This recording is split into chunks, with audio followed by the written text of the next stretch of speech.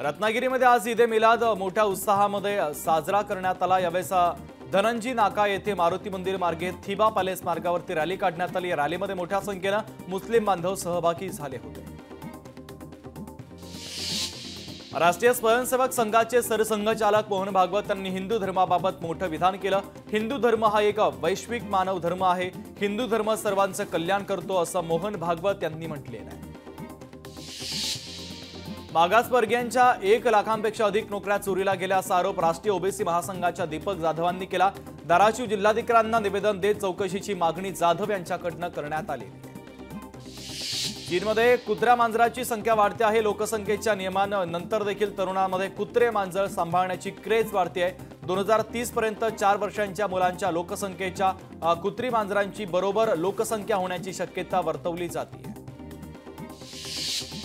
पंतप्रधान नरेंद्र मोदी आज गुजरातच्या दौऱ्यावर आहेत। गांधीनगर इथं मोदींनी 4थ्या जागतिक अपारंपरिक ऊर्जा परिषदेला हजेरी लावली। मोदींनी अपारंपरिक ऊर्जा क्षेत्रातल्या तज्ज्ञांसोबत संवाद देखील साधलेला आहे। गिरीश महाजनांच्या विरोधात शरद पवार मातब्बर उमेदवार देण्याच्या तयारीमध्ये आहे। भाजपने जवळपास जळगाव जिल्हा परिषदेचे माजी अध्यक्ष दिलीप खोडपे लवकरच राष्ट्रवादी शरदचंद्र पवार पक्षामध्ये प्रवेश करणारे शरद पवारांची आणखीन एक नवी खेळी पाहायला मिळते। शिवसेनेचे आमदार संजय गायकवाड यांनी वादग्रस्त वक्तव्य केलं। गायकवाडांनी राहुल गांधींची जीप छाटणाऱ्याला 11 लाखांच्या बक्षिसाची घोषणा केली। त्यामुळे आता नव्या वादाची शक्यता निर्माण झालेली आहे। सेबी प्रमुख माधवी बुच यांच्या विरोधात काँग्रेस पक्ष आक्रमक झाला। सेबी कार्यालयाच्या बाहेर युवक काँग्रेसच्या वतीने आंदोलन करण्यात आलं असून माधवी बुच पुरींच्या विरोधात घोषणाबाजी करण्यात आली आहे। वर्ध्याच्या आर्वीमध्ये काँग्रेसकडून हिंदू मुस्लिम गळाभेट करण्यात आली। काँग्रेसनं सर्व धर्म समभावाचा संदेश देण्याचा प्रयत्न केला असून ईदच्या निमित्तानं कार्यक्रमाचं आयोजन देखील करण्यात आलेलं आहे। पुढील आठवड्यामध्ये वर्षानंतर यंदा मान्सून वेळेआधी परतीच्या वाटेला लागणारे हवामान विभागाने या संदर्भातली माहिती दिली। तसंच 26 सप्टेंबर ते 3 ऑक्टोबरच्या दरम्यान देशात पूर्व भारत वगळता जोरदार पावसाचा इशारा देखील हवामान विभागाने दिलेला आहे। राष्ट्रवादी शरदचंद्र पवार पक्षाने मेळघाट विधानसभेवर दावा केला। अमरावती जिल्ह्यातील 3 मतदारसंघाची मागणी करत मेळघाटातून राष्ट्रवादी शरदचंद्र पवार पक्षाचा उमेदवार नक्की निवडून येईल असं वक्तव्य प्रदीप घरत यांनी केलेलं आहे।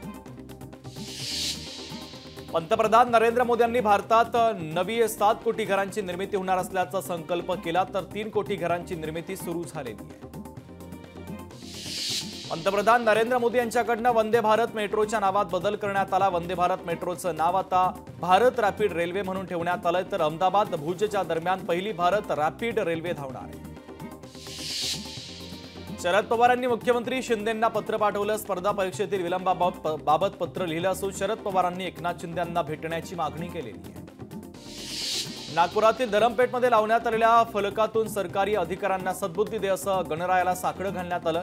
सरकारी कार्यालयामध्ये सर्वसामान्य नागरिकांची होणारी फरफट, येथील भ्रष्टाचारामुळे नागरिकांची होणारी लुडबुड याकडे फलकातून लक्ष वेधण्यात आले। बाप्पाला निरोप देण्यासाठी गिरगाव चौपाटीवर मुंबई महानगरपालिकेच्या वतीनं तयारी करण्यात आली। विसर्जनाच्या दरम्यान कोणताही अनुचित प्रकार घडू नये यासाठी पोलिसांचा तगडा बंदोबस्त असेल। तसंच लाईफ गार्ड आणि अग्निशमन दल तैनात करण्यात येणार आहे। जालन्यातील वडीगोद्रीमधील कृषी उत्पन्न बाजार समितीच्या भूखंड लिलावाला शेतकऱ्यांनी विरोध केला।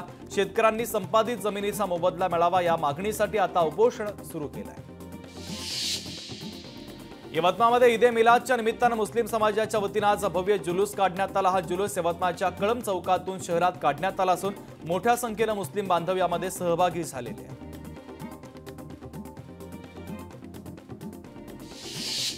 मराठा आंदोलक मनोज जरांगे पाटलांचं मध्यरात्री 12 वाजल्यापासून आमरण उपोषण सुरू होणार आहे। तर मराठवाडा मुक्ती संग्राम दिनाचं औचित्य साधत अंतरवालीमध्ये आजपासून पुन्हा उपोषण सुरू करणार आहे।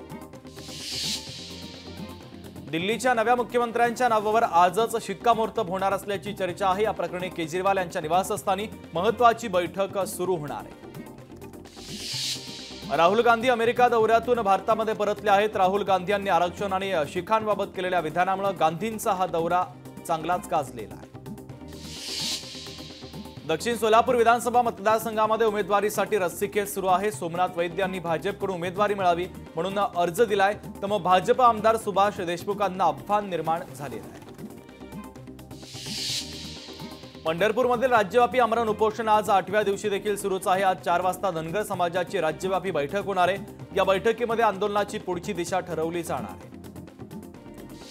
पंतप्रधान नरेंद्र मोदी यांच्याकडून मुस्लिम समाजाला ईदच्या शुभेच्छा देण्यात आल्या। प्रत्येक जण आनंदी आणि निरोगी राहो असं ट्विट करत मोदींनी ईदच्या शुभेच्छा दिलेल्या आहेत।